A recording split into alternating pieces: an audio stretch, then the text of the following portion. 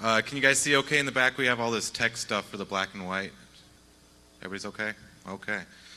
All right. Thank you for attending credit cards and everything. This is the third year of this. The first year we did social engineering aspect as long as some light Wi-Fi stuff. Can everybody hear me okay? No. Okay, and last year we did a live demo where we actually had some people in the front row interacting, trying to break in. And at the very end, Spoonum was nice enough to do some cross-site scripting. So thank you, Spoonum, if you're out there. Okay, this year we're just going to kind of go over the basics. And when I say basics, I hope you guys don't go, basics. It's like basics on like getting into the industry kind of level. So hopefully it's informative for everybody. So this is credit cards, everything you have ever wanted to know. And we're going to start off with a brief history of credit cards. 1950 Diners Club was the first credit card style thing. I believe Sears Roebuck in like the mid-20s did a like credit where you can buy a washer or dryer or something like that and then pay later. But it was all like on paper and books. It wasn't really in the format we're used to, which is plastic or some form thereof. 1958, American Express was the next one to come out with it. It was exclusively in New York City, and it was mostly for restaurants and hotel stays, kind of high society kind of people. And this is an interesting aspect here with American Express because when they came in and Diners Club was already there, it was mostly for the high-end customers. So what people wanted to do was accept these credit cards so that they can draw on the high-end clients that were the only ones, the elitists, that were allowed to actually have credit cards. So the credit card industry created this weird paradox where if you want to accept a credit card, you have to pay us to accept credit cards. So when you swipe your card, $50 goes through, about 35 cents on average goes directly to the credit card company for the luxury of having the ability to authorize credit cards for the merchant. And that kind of set a standard and the tone for the industry, and also automatically started some security concerns in and itself. A 1958 Bank Americard, started by Bank of America, which is now, as we all know, Visa. That was in the late 70s when it switched over to the Visa brand when they went international. 1966, MasterCard International, ICA, the consortium of banks got together and said, we want to also have a credit card to compete with Bank of America and American Express. And then way late in the game, 1986, Discover Card, which was originally started by Sears Roebuck, and now PaineWebber. They just got together and merged, and now they're breaking apart. PaineWebber and a couple other financial institutions took over Discover Card, and now they're selling it off to itself. So let's talk about the technology behind credit cards. Like we said before, back then it was all low-tech and everything like that. Seemed to be getting some sort of interruption here. Hello, I am Ripshi with DC 702. We are doing the scavenger hunt, and I'm going to give you a brief discussion about the scavenger hunt. Read the introductory paragraph for you. Welcome again to the greatest DEF CON competition brought to you by DC 801. On the back of this page is a list of items, tasks, and their point values. From the time you get this list until noon on Sunday, collect as many of those items and complete as many tasks as possible. The team with the most points at noon on Sunday wins the hunt. Prizes are donated from all the vendors, many thanks to all those that donate, and whatever we were able to come up with before getting here. Aside from the great time last year's teams had playing, first, second, and third place went home with plenty of shirts, books, hardware, stickers, and toys. First place took home black badges, but we can't promise anything. I really don't have anything original to talk about, so that's about all I'm going to do. Thank you. Thank you for interrupting the speech that you are not scheduled for. And somehow you are not scheduled for that speech, and yet you're doing it because you're part of the scavenger hunt. Hint, hint, nudge, nudge. All right, back on with the normal speech. So technology. So they had the knuckle busters, as we all call them today, and American Express was the first to start this.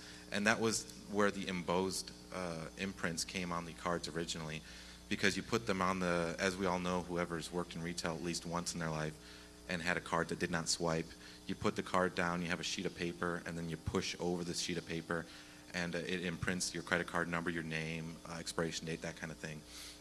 And these receipts were all collected up at the end of every night, and they were mailed off to the credit card company. And only when they were received by the credit card company did you actually get the money from that client. So if there was any fraud or anything like that, it took a very long time before it was discovered. They also did phone authorizations on certain credit cards or certain businesses of high risk that kind of mitigated that risk. And then in the 80s is when dial-up authorization terminals came into play. Dial-up is pretty much those Trans 380s or Ingenicode devices that you see now, where they just swipe the card, punch in how much money, and hit enter. And then it would pick up the phone line, dial out, connect to get authorization. And the interesting thing about this is they originally started off at 1,200 baud. And at 1,200 baud, you'd think, okay, that was so 1985, so 1991. But they still use, to this day, anybody who does dial-up, they still use 1,200 baud as their connection rate, simply because they don't want to upgrade their servers or their mainframes for higher speeds. If anybody wants faster authorization, they say, well, just use lease lines or use direct connections to the bank. This very fast transactions, you don't really need more than 1,200 anyways to connect in, get an authorization, and close out. The only time that it actually causes a problem is at the end of the night. If you have like 500 credit cards that were authorized, you have to wait like 20 minutes as it slowly pushes across a 1,200 baud modem all the credit cards that need to be finalized. High-speed lease lines, we kind of just talked about that. High-speed lease lines is pretty much, I'm Walmart, and I have all my stores connected, and it doesn't make any sense to use any third-party people. Just go straight to the bank and get authorizations. And so they have like Walmart, they have all their stuff consolidated into one source and then going out. Same thing with CSK Auto for those that are in the United States, which is Checker, Schooks, Kragen, if any of those sound familiar. All theirs go down to Arizona, and then from Arizona it goes out and gets authorization, comes back, and then goes to your respective store. So for high volume or big names that have a lot of weight to throw around with a lot of money and that kind of stuff, they can usually get direct lines.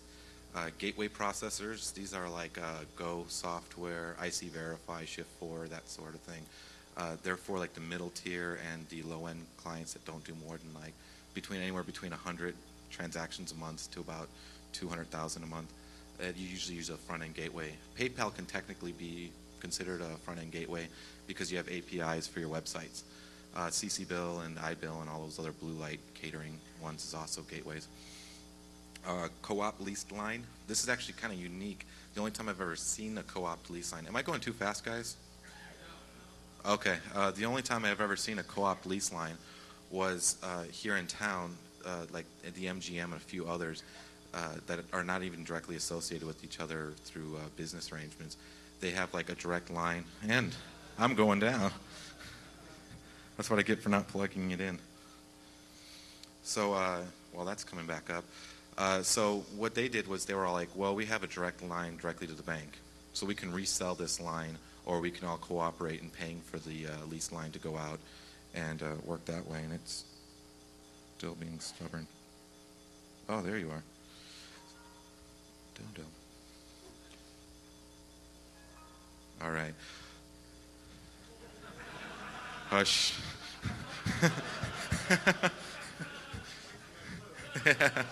I just enumerated. That was great. Luckily, there's no direct connects in, I don't think. You'll harbor brute force it. There you go. Okay, so these co-ops, they're just pretty much, everybody just kind of gets together. We're a bunch of small businesses, and we don't want to pay. It's like anything else where if we all buy like a sack of potatoes, we can get it for a cheaper price kind of thing. So everybody buys into the same lease line and gets better rates going through. And then we already talked about PayPal a little bit with online API gateways, CCAuth and iBill, and I don't know. I don't go to those sites. What do you guys use? No, just kidding.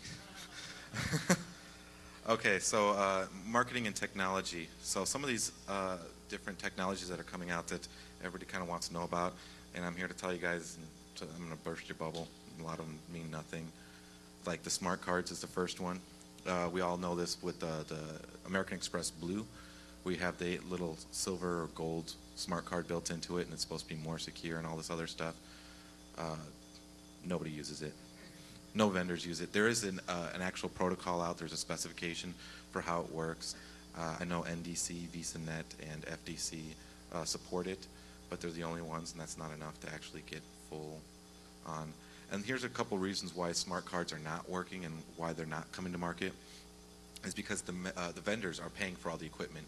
If you want a terminal to swipe cards, you have to pay for it. If you want the ability to accept cards, you have to pay for it. If you want each individual one, like you want to accept Visa, you have to have an agreement with them. If you want to accept MasterCard, you have to have an agreement with them, so on and so forth. So the merchants are the ones that are really getting suckered out of a lot of money here. And then all the ISOs, independent sales organizations, and MSPs, merchant service providers, they come to them and say, we have this smart card stuff. All you have to do is take out that one terminal that I just charged you $350 for and put this new one in that's $900 so you can accept smart cards, and then you'll be way more secure with only 1% of America actually having smart card on their cards. So it's a very hard bargain, so that's why smart cards just kind of floated along. Virtual one-time use cards, I wasn't even aware of these until somebody asked me about it after the speech last year, and then I looked into it a little bit and talked to some people about it. And these are pretty much, you're online and you're super, super, super paranoid that somebody's going to, steal your credit card online. They're going to do it. I just know they're going to steal my credit card. I can't handle having my credit card online. So what they do is they go out and they register with, I think Bank of America supports this and Chase Bank supports it and Citibank supports it. That's right, they're the big promoter of it. They pretty much say, we're going to give you a laundry list of cards, and you can use this card number exactly once. And as soon as you use it, it's now a dead card. Or I want to use this credit card for reoccurring billing, which means like you're going to work out at the gym, or you are part of the Jell-O club or something like that. And you want them to keep on billing you $10 a month for all the great Jell-Os in the world. So you can have a one-time use that'll only be authorized to work at that merchant. It won't work at any other merchant. So somebody will know right away that the merchant's got a problem and that their credit card was hijacked from that merchant as soon as it gets used somewhere else. And some people ask, well, how does this work? How is this possible? Well, this kind of gets into a little bit of the more thicker realm of credit cards and how they work. And all your authorizations go all the way back to your bank. So when you swipe the card, it goes through what's called a front-end processor, and they pretty much aggregate all the credit cards and say, okay, we have all the phone numbers, we have all the direct links to all the banks. Because back in the day, you had this small Trans 380 terminal, it had like 56K of memory. You can put one phone number, your merchant information, your BIN number in it, and that was it. So if you had to call a different bank every time that somebody with a different bank came along to get an authorization, you'd fill up all that memory, and it would just be a nightmare managing accounts with everyone. So what they said was, well, we'll manage our accounts with everyone, and you just connect to us, and that's the front-end processor. And then you connect to us, and then we'll hop onto what's called Merchant Link when you go into Visa or Bank of America, or we'll hop onto the back-end processors, as they call them, which are shared networks that are just private networks that connect you directly to issuing banks. So when you use this credit card online, it goes through the front-end processor, through the back-end network, and then to the exact bank that issued it. So if you, say, generate a credit card online and it just generates it, the bank already has it in its database. So whenever you use it somewhere else, it goes directly back to the bank, and then the bank knows, oh, hey, I just created that card. Go ahead and send an authorization response back to the merchant. And that's how that's possible, is because everything touches the actual issuing bank in every transaction. Secured cards, these are kind of new technology and everything like that. There's, I'm sorry, I'm on the wrong one. Easy Pay. Secured cards are those cheesy ones where it's like, hey, give us $200 and we'll give you a credit card with a $200 credit limit. Okay, I have $200 on your credit card. What does that mean? Well, we're going to charge you service fees and all this other stuff. So you get a credit card, so when you go to the bank or you go shopping or everything, you get to be like, I'm a proud credit card holder. Look at me. And you can be like 17, 18 and get these things. So I'm not promoting this, but theoretically online, over 18 authorization usually means if they have a credit card, they're over 18. And if you happen to go to Walgreens and get one of these secure credit cards for $200, you now have a credit card and you're 13. So that's just something I heard from somebody, but I do not promote you going and doing any online transactions under the age of 18. That would be bad. But these are pretty much for people who have bad credit, want to rebuild their credit, that kind of thing. various different aspects of rebuilding credit. That's not really what the speech is about, but we'll touch about it just really briefly because we're talking secure cards. It doesn't really help you out too much because people know. Before they were like, oh, he has a credit card and it has a $200 limit and he pays it on time. Well, yeah, he pays it on time because it's his money, so he gets better credit. But they got privy to who's doing this and how they're doing it, and so it really doesn't help your credit score to rebuild credit when you, after a bankruptcy or foreclosure or things shutting down yet again. It is another second form of ID, and that does help out to get various different things, and it's easier to get it because you can just log onto their website and say, hey, I am Joe Bob. Give me this credit card, and it just gives it to you. Oh, you're Joe Bob. Sure thing. So you don't have to have actually any authorization or any proof to get that. All right. Okay, so the Easy Pay RFID cards. There was those guys out at the university that cracked the ones for mobile, if you guys are familiar with that. And the mobile cards were pretty much, those swipe ones where you're like, I want gas really quick.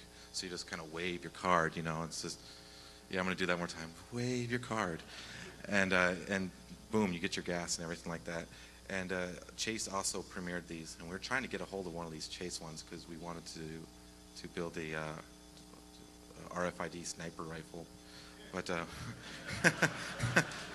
but we're working on it, so maybe by okay, can I promote other events? Maybe by maybe by one of these other conferences we'll have it ready. So keep an eye out for that, but we're going to work on that with Chase and see if we can crack it just like the university guys did for Easy Pay.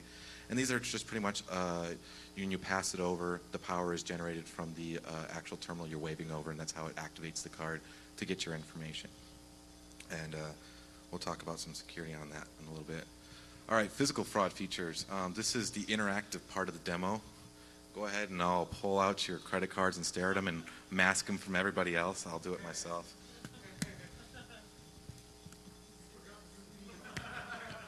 Oh, I'm dead serious. So I have my PayPal account here, so we can. It's 3348. No, I'm just kidding. 33 would be JCB. I don't know what's going on right now. Okay, so if you actually want to toll it out and everything, if you're familiar with it, if you have photographic memory, you can think about your credit card for a minute.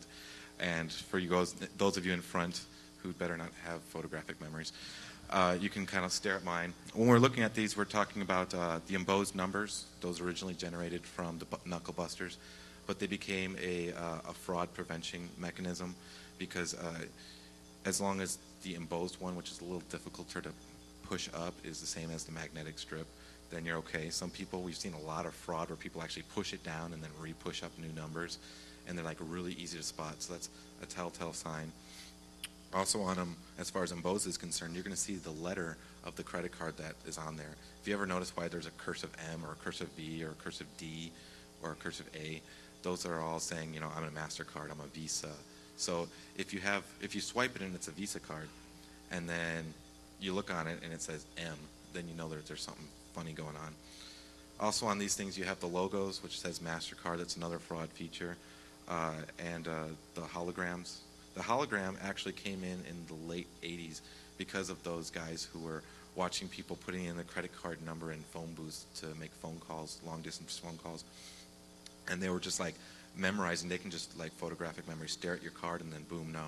So the last 4 digits of your card goes over the hologram, so it's harder for these people to really visually see your card and take a snapshot and start doing fraud on that.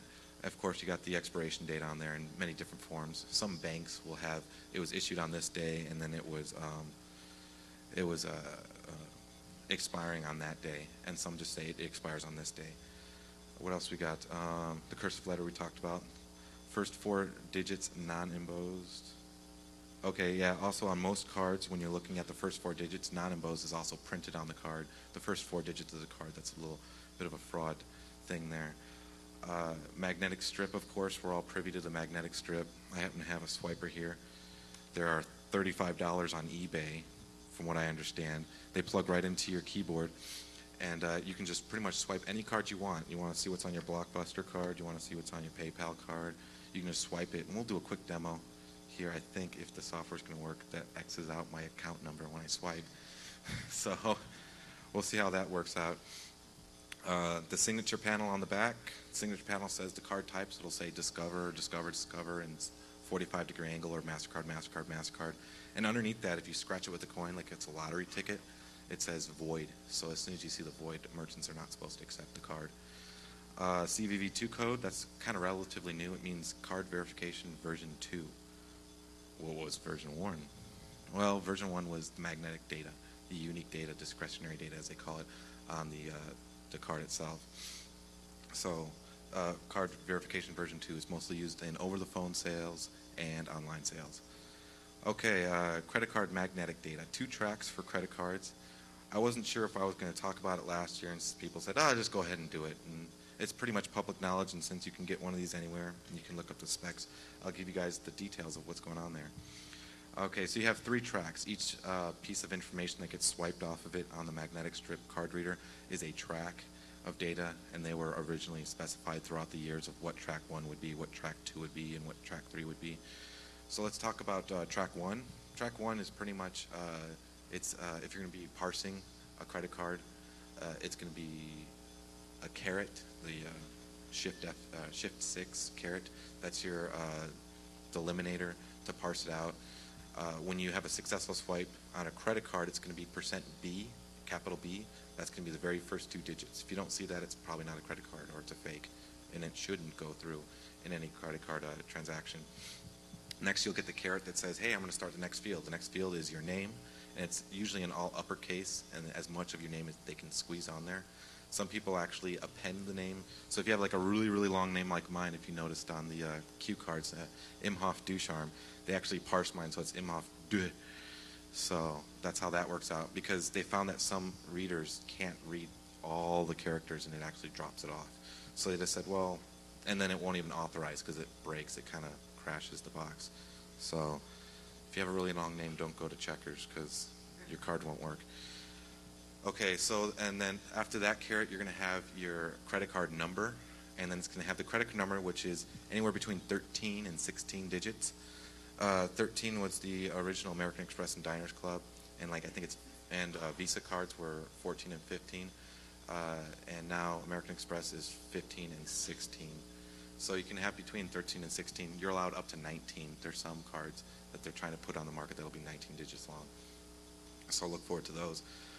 And then after that, you'll have equals, and then you'll have 4 digits. Now, these 4 digits are very special digits because you have to really pay close attention. It'll be your expiration date, but if your expiration date is, January 2008, so 0108, it will not show up equals 0108. It'll show up 0801. So that's like their little security through obscurity thing where they just kind of flip them around. And it's also susceptible to the Y2K bug. I know we all felt that. No takers on that joke? Okay. Okay, right after that, it's going to be your country code, your 3-digit country code, because there's 2-digit country codes, 2-letter country codes, all that fun stuff. So your 3-digit country code, so you'll usually see the expiration date, and you'll immediately see 101 for everybody here in the United States, because that's our international 3-digit country code. And after that's the fun data. That's the stuff that everybody really wants, because you can get the credit card number off the front. You can get the expiration date off the front. You even know which country it came from. Okay, so what's next? Well, that's the card verification version 1. That's the discretionary data. And that's immediately following all that. And after that, you get a caret, which says I'm done. And then when track 2 starts, you get a semicolon saying I'm now ready for track 2. Credit cards only use track 1 and track 2. They do not use track 3. That's mostly used for like players club cards here in town at the casinos and the Moose Lodge, if you're into that sort of thing. They have your pin there, maybe. I don't know. So track 2 now switches the format in which you're going to have discretionary data. It's going to be semicolons separating everything. So you're going to parse everything out based on semicolons instead of carets. And so you're going to get, once again, the full credit card number. Then you're going to get equals, and then you're going to get the expiration date, which is traversed. Then the country code, 101. Then your discretionary data. That's it. Okay, so you guys are like, well, it's just like track 1. What's gives? Well, I don't know. You get less. Nobody knows the answer to that. They added track 2 as a security feature. They're like, well, that's card verification version 1, even though it's the same exact discretionary data as track 1. And that by having that, pretty much what that meant is we're tired of using these old and busted, so old and busted, these trans-380s, new hotness and Jetna codes, so we want you to switch over to those, which are giving us more revenue, which means that you can accept the track 2, which will give you a better rate on your transactions. So you have track 2. And that's what that's all about. And it ends with the semicolon, and that's the end of the story there. If it doesn't work, if you swipe your card and kind of half swipe, or you swipe it too quick, or it's a dirty scanner, then you're going to get %E, semicolon, %E, semicolon, which means error reading card. Try again. Okay, transaction flow, authorization. There's 2 flows, we should say. I didn't really put a slide before this. Flow 1 is authorizing the card. Flow 2 is settling the card, and we'll talk about the differences. So when you swipe the credit card and you have the dollar amount and all that fun stuff, you're going to get an initial authorization.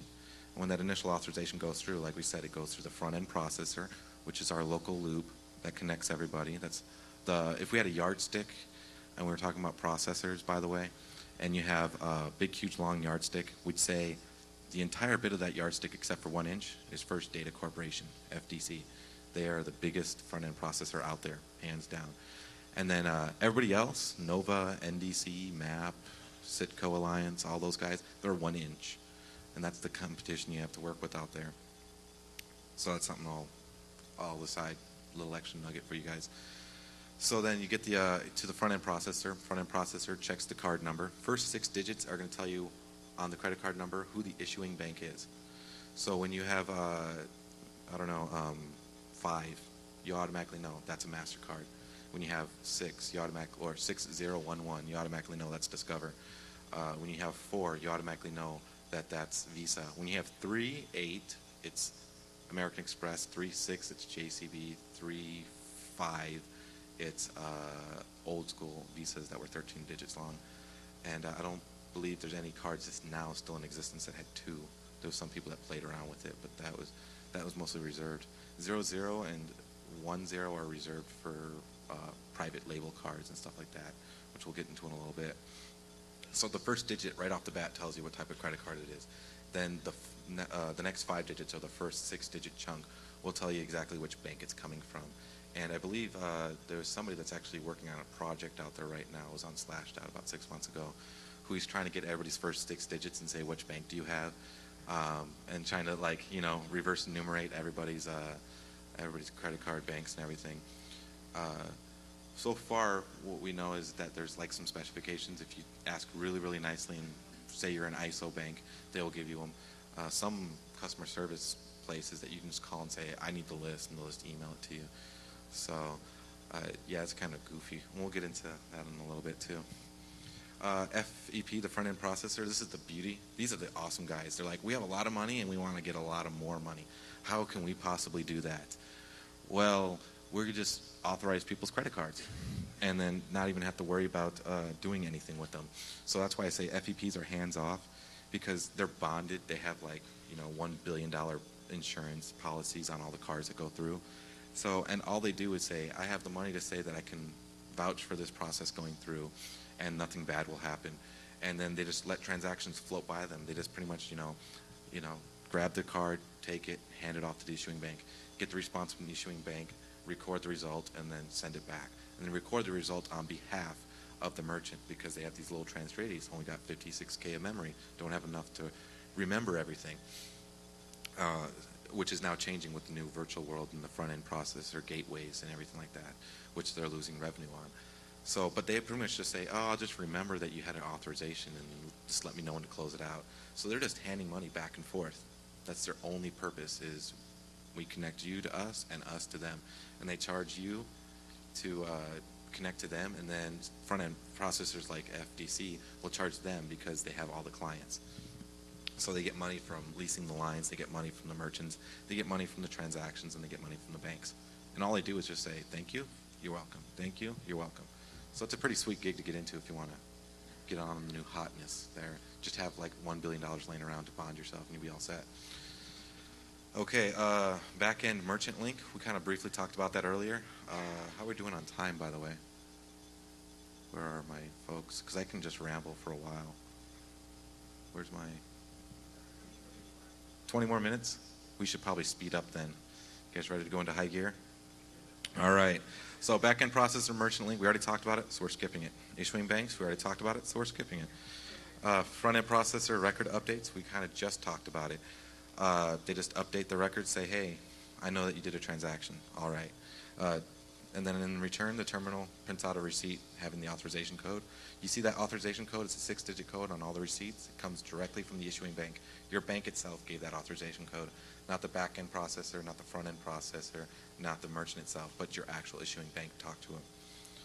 All right, transaction flow settlement. Now, at the end of the night, you want to settle everything out. Has anybody ever had this? Because I certainly haven't, because I'm really responsible with my money. Has anybody ever had this where it says available balance is $500, but it says that your account balance is $800? You're like, how in the heck can I have two separate balances in my account? How is this possible? And this is because of when check card switched over to Visa and MasterCard to accept that logo. They went through an authorization and settlement cycle that they now acquired from the banks. An authorization pretty much means I authorize this money on your account and I hold it on your account, but I don't actually take it out of your account. That's the important thing to remember about authorization and settlement. I'm just going to hold it. I'm not going to do anything with it yet. I'm just making sure, well, I can't say that's derogatory, but I'm C-blocking you from actually using that money. So you have that money held, but let's say they don't take it out in a timely manner, let's say a week or two. Well, then that money just absorbs away and just disappears, and it no longer is held because they can only hold it out of your account for so long before they take it out. So they say, okay, they never took it. Maybe they were just kidding. I don't know.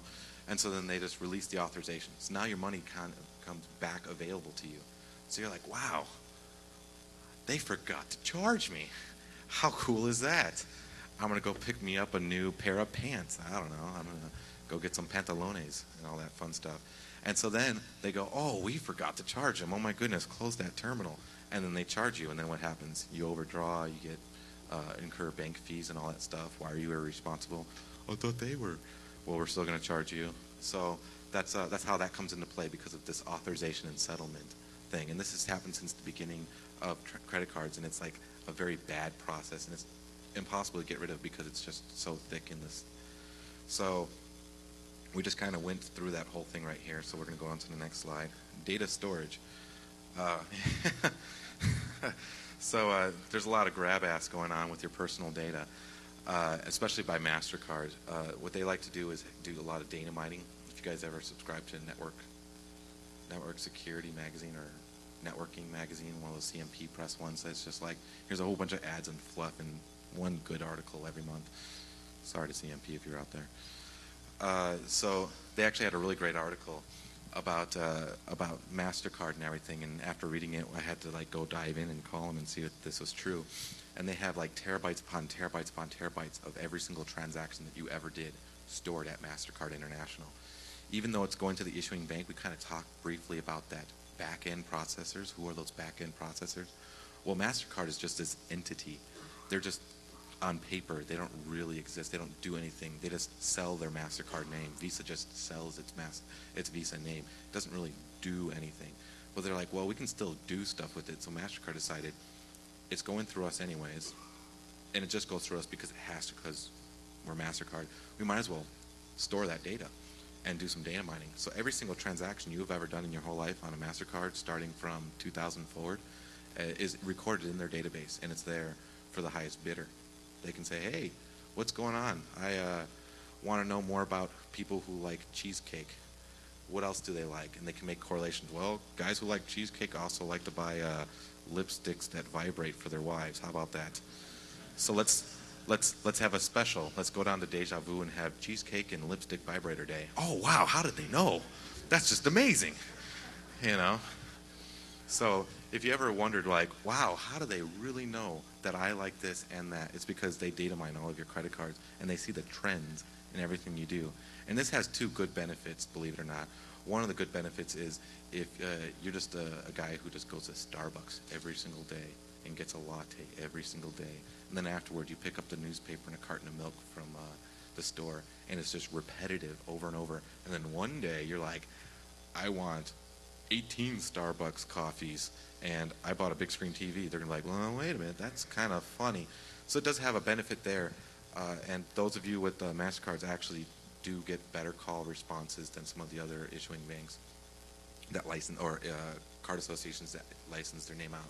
So you do get that benefit, but mostly it's just for, hey, we want to sell telemarketers your information. We want to sell marketing firms your stuff because they got to do a new commercial this month. So who else holds it? The front-end processor we're talked about, right? They temporarily hold it, but they have to actually hold it for 5 years for auditing and accounting purposes and accountability. So the front-end processor has your information. And of course, if you guys were ever like driving across country, because that's always fun, just kind of cruise from Florida to Texas, I don't pick two obscure states, and somewhere in between there's this place called Louisiana, and you go into the gas station and they don't have a cooler, they have like an Igloo cooler for their sodas and everything like that, and they just got stuff all over the place, and you're swiping your card and it's an old terminal, and your credit card data is just showing up on all the receipts, and they're just stuffing it in a shoebox because they were told to do that, but they didn't know that they only had to stuff in a shoebox for 2 years. So they got 10 years of every guy that traveled from Florida to wherever else through Louisiana who just wanted a cola out of their Igloo cooler. They got all of their credit card information is sitting there. So they're holding your data. Hotels, auto rental, the worst of the worst, because hotels, very high rate for fraud. Auto rentals, it's a car, you're going to break it, that kind of stuff. It's probably no good. So you're running into these two things where they take a bunch of information from you. I need your address, I need your zip code, I need your firstborn, I need, all this other stuff. And you're just like, oh my God, they have my address, my full name, my social security number, I don't know, all this other goofy stuff, just for me to check in. And that's bundled right there with your credit card.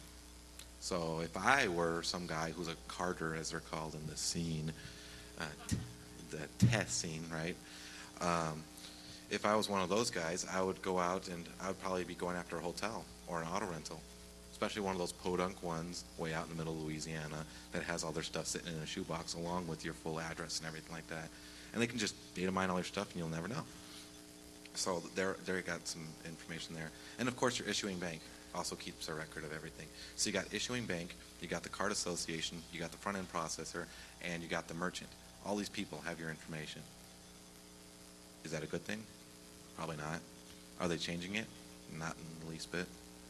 But that's just the way things are. Time? Where's my speaker goon guy at? I'm blind. He's supposed to tell me. How much? 12 minutes. Okay.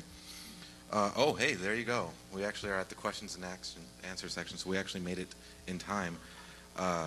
We are at the questions and answer section. Hint, hint, nudge, nudge.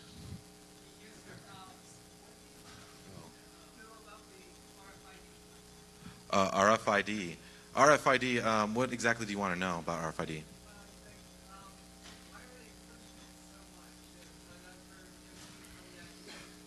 They want to make money. They really want to make money. It's all about marketing and money. They want RFID because you have to pay for, you have to have new vendors come in to get the RFID enabled, and it's going to speed up the process. McDonald's wants RFID really, really badly. Why? Because I can sling you a microwaved hamburger and get you the hell out of there, so I can get somebody else to sling him a microwaved hamburger and get him the hell out of there. So it just swipes. So does Walmart. They're working on it. Yes, right there.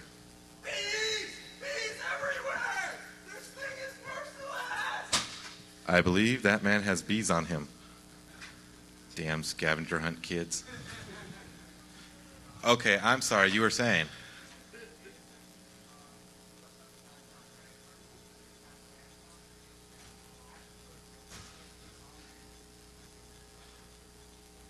Well, I can't repeat what you said to everybody else because that's not supposed to be disseminated.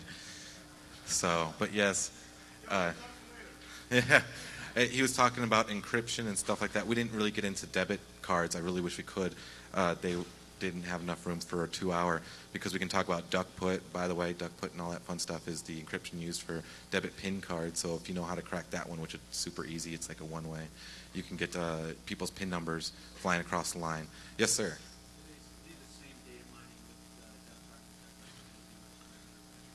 I cannot give you a concrete answer personally, but I would assume so. Oh, for sure. Personally, if they would have, that would be a much easier way to data mine because it takes time for, the question was, do they data mine PIN cards and debit cards? And I'd probably say yes. I'm not going to say yes, but probably yes, because as soon as you swipe, it doesn't say this was at some place somewhere and we'll tell you later where it was. It says right away, he bought cookies at an AM PM, like right away.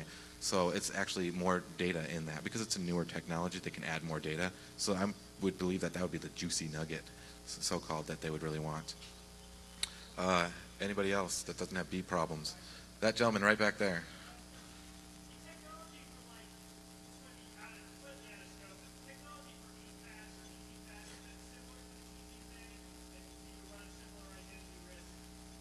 It's similar and easier.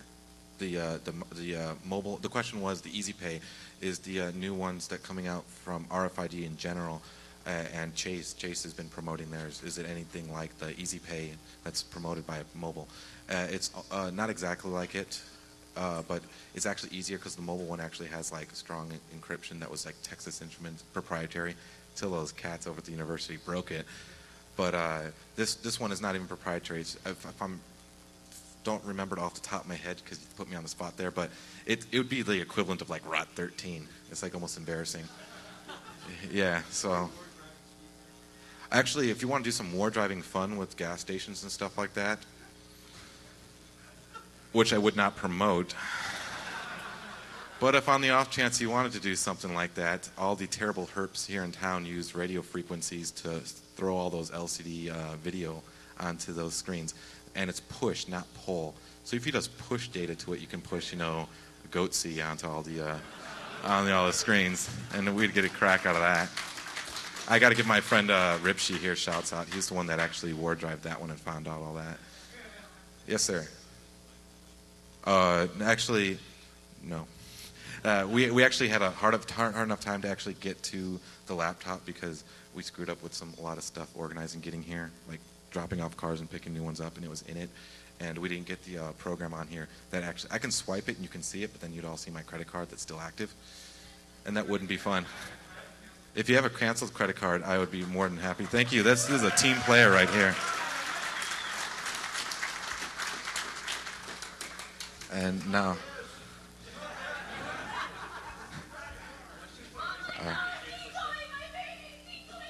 a dingo ate her baby. All right. Dance scavenger hunt kids, I tell you what. Awesome. So, okay, if you guys just noticed up on the screen, I just opened up. Hey, how are we doing on time? He doesn't know. 6 minutes, all right. If you noticed, I just opened up a notepad, nothing special. Hell, I can make a new file and just like rename it and then swipe my card. So we're just going to swipe this really quick and see what happens.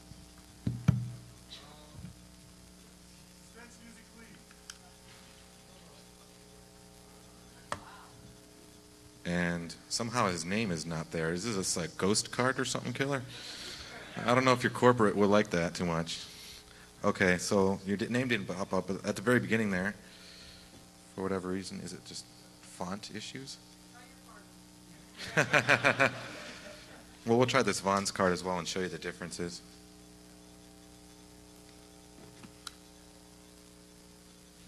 All right, there's that Vaughn's card. Well, at the very beginning, the first one you see there, and we probably should do this for you people with the Coke bottle glasses.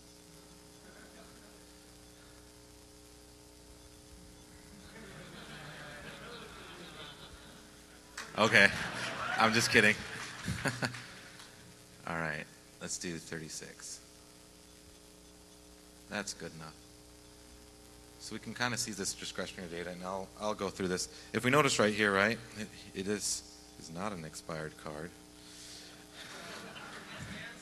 Oh, it's canceled, okay. If we notice, we talked before about how they reverse them, so can everybody shout out what the expiration date is? Oh, that's right, February 2007. And then what did we say was the next 3 digits? March, I know my Valentine's Day, I get suckered every time. I thought it was the 3rd month. Come on, give me some slack. March 2007. Okay, so then what did we say was the next 3 digits? Country code, and 101 is? US, don't ask me to call anything else. And then here's all this discretionary data. It's just a bunch of zeros, and then there's that 5640 whatever. And then you see there's the question mark. That's actually good thing we swiped it. Good thing we swiped this because I left out that delimiter. Question mark means end of track 1. Then you have the semicolon. Then once again you have the credit card number in full equals 0703, which is backwards, just as we said, 101 international code. And look, the discretionary data is exactly the same. And then question mark to say it's done. And then the next one is a Vons card. As you can see, private label cards and stuff and fun stuff to get discounts on stuff that it should already be that cheap. Has its own format and everything. So that's your swipe codes. And once again, let me remind you, if you go to the Hackajar eBay sale for $35, no, I'm just kidding, I don't have one. For like $35 to $40, you can get these online. Believe it or not, the PS2 ones are more expensive than the USBs. I used I used PS2 ones because they're universal across everything. You don't have to deal with USB drivers or stuff that thinks it needs drivers but doesn't really need drivers and all that. So that's why they're a little bit more expensive, and they're also harder to find. So are we done, or we got more time? We've got a couple more questions maybe? Time check? Time check. 4 minutes. Yes, sir. The one-time virtual cards, do they recycle their numbers? The numbers, one thing we didn't get into, and we should probably cover that real fast for all you guys that are team players that stuck around. LUNMOD 10 check. You have it's pretty much just like barcodes, UPC codes. You put the number through an algorithm, and if it returns 1, then that means that it's valid. If it doesn't, it's not. LUNMOD 10 is the algorithm they use to verify the cards. So it's very possible, it's just like MD5, you're going to have some collisions. It's very possible that, you go through so many cards and that have to conform to this LUNMOD 10 that you're going to run into it again. It's not too much of an issue right now because there's so many combinations, but when those things get really popular, it might be an issue for those individual banks for credit cards colliding when you have virtual cards. And I think we can do one more question, and then that way we can get everybody out. So there's some guy waving like a banshee back there. I think it's a girl, actually. The CISP, CISS, or CISP, the Cardholder Information Security Program. That's nothing like the Cubics information security stuff. CISP, it was created by Visa, and it sucks, hands down. They have what's called the Dirty Digital Dozen, and it's stuff like you have to conform to this in order to authorize credit cards in an internet world or in a brick and mortar to internet authorization world. And they're like stuff like, do you have a firewall? Does everybody log in with their own account? It's just like, well, thank you, Captain Obvious, But they certify these independent auditors, and no offense to you guys because it's good money for you, I know. They certify these independent auditors to go out and be CISP certified auditors that charge $25,000 to $40,000 per site just to say, yep, you have a firewall. Yep, you have limited access. Yep, you have individual account names. Great. You're certified. Give us $25,000. And you got to do this every year in some cases. So I think it sucks. I think they're just using it as another way to grab money and not using what it's supposed to be used for, to secure credit cards, make sure our transactions are safe, all that fun stuff. And I believe that's the last question we're going to have, unless you're like, no, what about that last thing? Anybody? The who's? The bees? These scavenger hunt guys, man, I tell you what. They just go nuts. All right, well, thank you so much, guys, for your patience and everything, and I appreciate everything you've done.